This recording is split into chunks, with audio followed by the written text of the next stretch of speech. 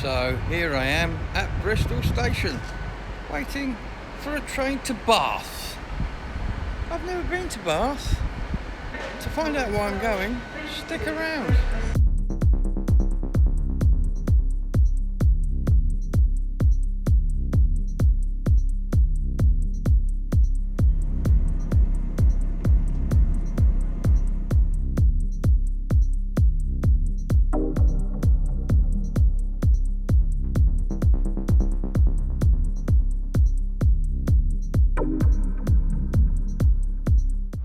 Well, we've made it to Bath.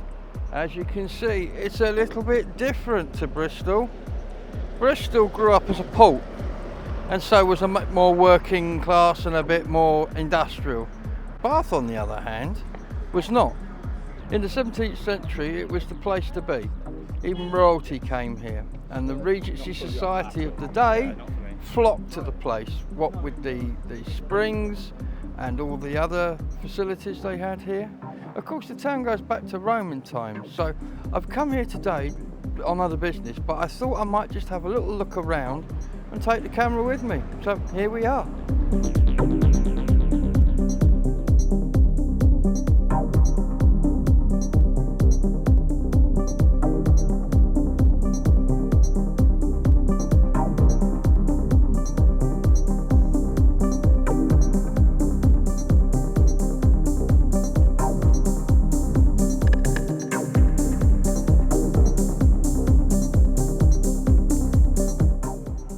Look at this amazing little square we're stood in.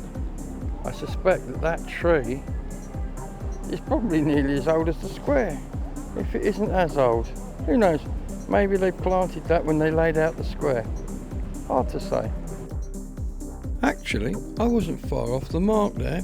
It was actually planted as a sapling in 1793, making it one of the world's oldest architecturally planted trees. Not bad, eh? What a lovely place to sit and drink coffee. We, however, need to move on. And this, of course, is Bath Cathedral. We'll come back here another day and just do a video all about this place. Check this out.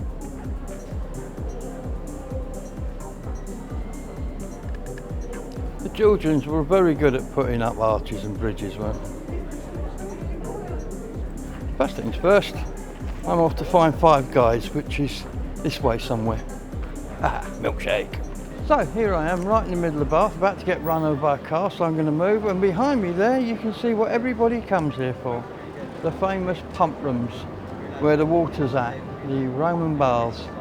Not too busy today, but hellishly expensive, so we'll do that one another day, I think. Like being in Rome here, isn't it?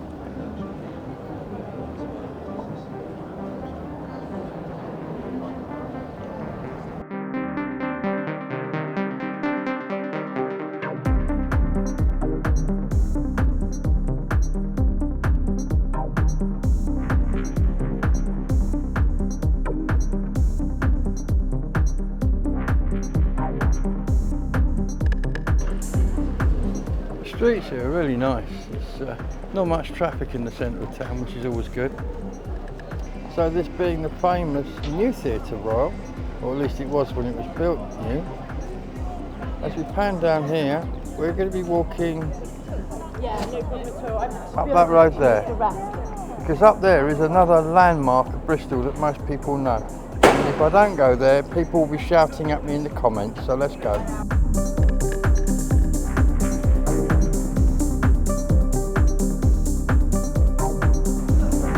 Bath is a place with great side streets. It reminds me a bit of Bruges, that has some great side streets as well. Check out that van! Ooh! Bath has some really amazing squares. Look at the needle in that one. Trees, beautiful trees. It's shady on a hot sunny day, it's a nice place to be. We're heading straight on up there. I'm not sure, but I'm pretty certain, isn't Bath one of our most best preserved Georgian cities in the country? I may be wrong, but I'd like to know what is if this isn't. Even hills don't get in the way, they just march up the hill. Look at that. as they go up the hill there, which is where we're going now.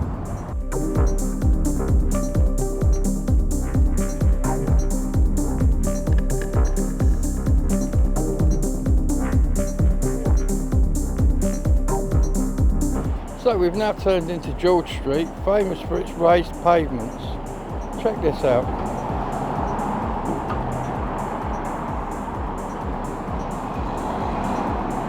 Let's go and have a look.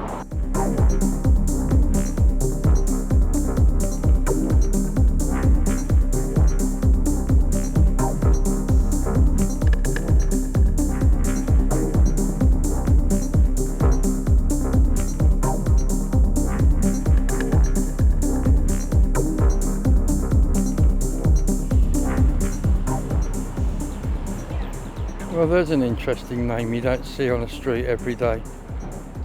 Into this wonderful circular square, if that's right. I suppose it's a circle, isn't it? It's not a square.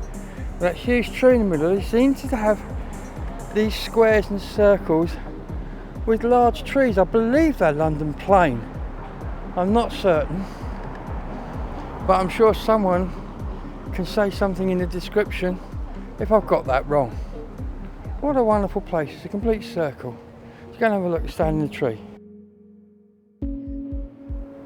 Back in the Georgian period, when this was built, this was the place to be seen. High society decamped from London en masse here and came down and took up residence in these fashionable squares and circles. Amazing. I don't know if you can detect it, but as we come through these trees, it's almost like there's a grove of them round the mound. Probably man-made, but there's a definite mound there with the trees growing around it. Yes, I think these are London Plane. My tree recognition skills leave a lot to be desired, but I think that's what they are. And here we are, in the middle of them. Whoa. And we, in a minute, are going to go down that road to a really famous landmark here in Bath. I wonder how old these London Planes are.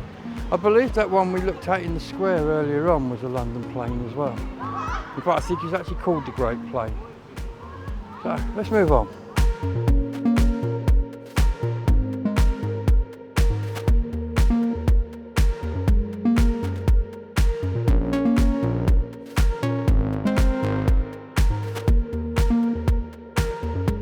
I have noticed while wandering around the streets of Bath here, amongst these glorious Georgian terraces, is that most of them,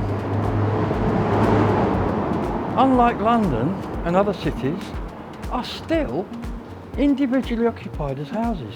They've not been turned into flats. I mean, some of them must have been, but here in the centre there seems to be a lot of large houses. Does anybody remember Harry Enfield? You saw me coming, didn't you? I saw you coming. I have to say that it does appear Bath has a tendency towards catering for the well-heeled traveller and residents for that matter. I like Bath, but it does have a lot of very expensive shops, very expensive accommodation, and is obviously been set up for the tourist and the visitor. But hey, we're now up to probably one of the most famous landmarks. You can't come to Bath without coming to see this place. It's a bit like going to London and not looking at the Houses of Parliament. So, I've come here to the Royal Crescent, famous across the world and probably the best known landmark here in Bath. And there it is behind me. It's huge. It's absolutely enormous. I'm going to go on now and give you some facts and figures about this amazing construction. You can actually come and stay here if you want in the hotel part of it, because part of it is a hotel. But in the meantime, let's go and have a look.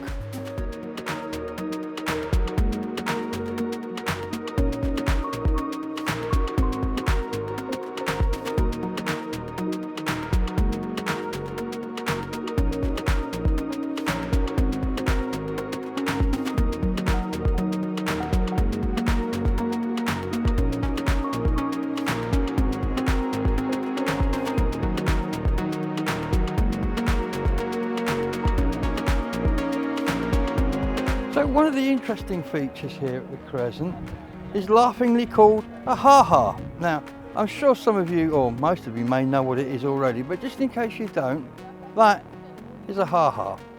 Can you see the upper ground? It's a wall and drops straight down. Now, the reason for that is because the rich people up there don't want the animals rolling around down here up there. So they build this. Yeah, the animal comes up against it, comes down, can't see through, can't get up. However, from the other side, you can't see it. Let's go and have a look. And as we look back down the hill into the park in front of the Crescent, you'll see that the ha-ha is not visible. It's an invisible fence. Nothing can come this way, keeping all the animals, and in our case the hoi polloi, the riffraff, at bay. Marvellous. Interestingly, it's still doing the same job now, only it's keeping us oiks out. Nice one.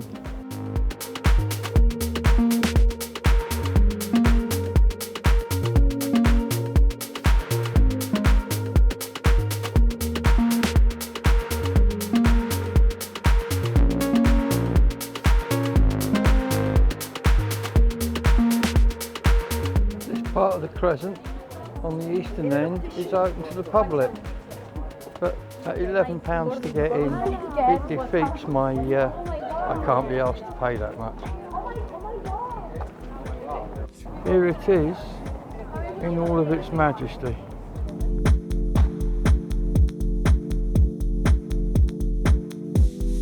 Really is an amazing structure. It's huge. That's the other end, all the way over there, look. Let's walk some of it.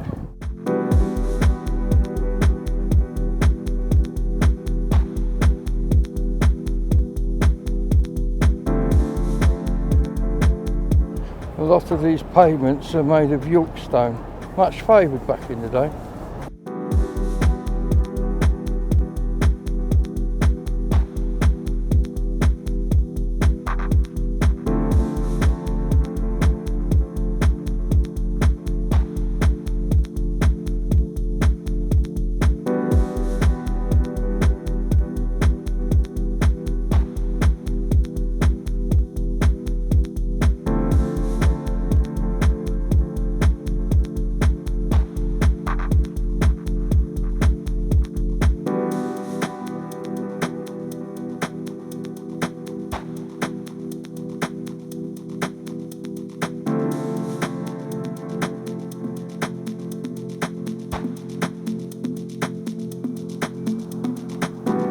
What better car to park here at the Royal Crescent?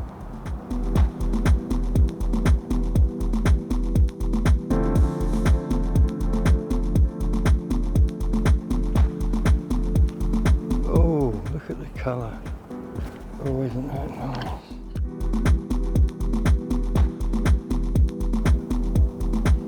Truly has been an awe-inspiring visit. It's incredible what they built here. Absolutely incredible. I love it.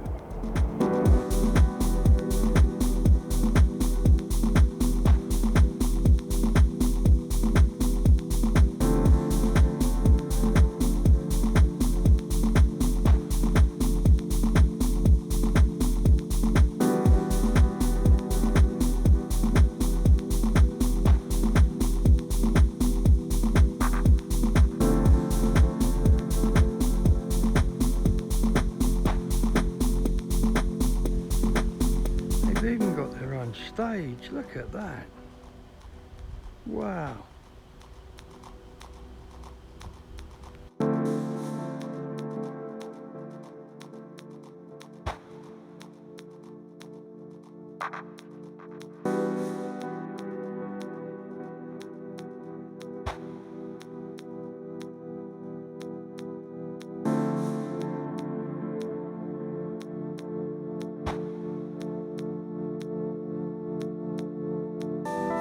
And here's another one of those amazing side streets I was talking about. Look at this. How cool is that? And over there is the first modern building, really modern building, that I've noticed since I've been in this town. There's a lot of really old stuff going on, and this is one of the newer ones here, right here. There's a good reason why I've brought you down all these side streets, walking across Bristol from the Royal Crescent back up there, because there's something down here that is really important to me personally, because of my love of a certain subject. And so I've come down here because I want to show you this Green Park Station, or the former Green Park Station, formerly the Somerset and Dorset, formerly a very important station here in Bath. A place I make a pilgrimage to whenever I'm in town. I love this place. Let's go and have a look.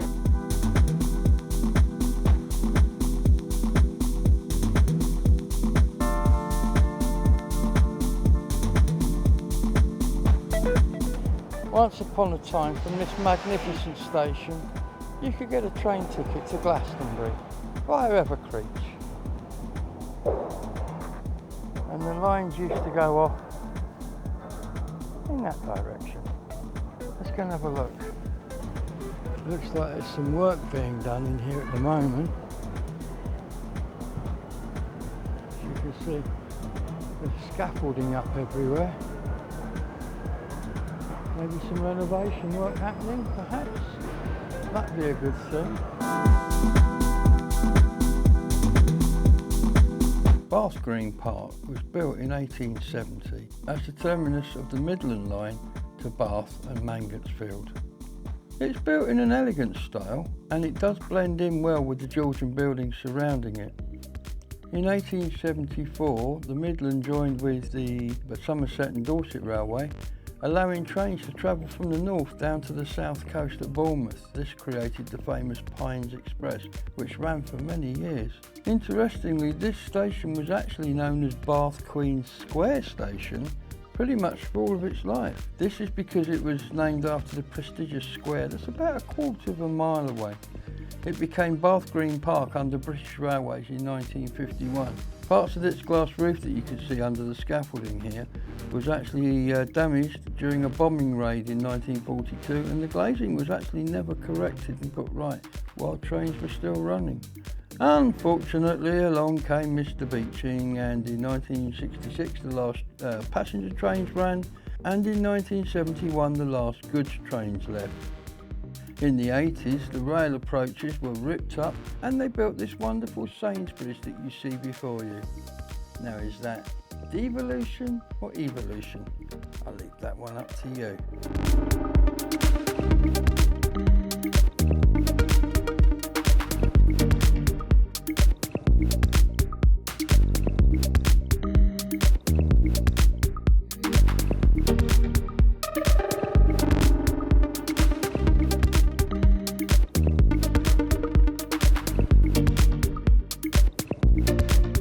Well, I hope you enjoyed this little walk round Bath.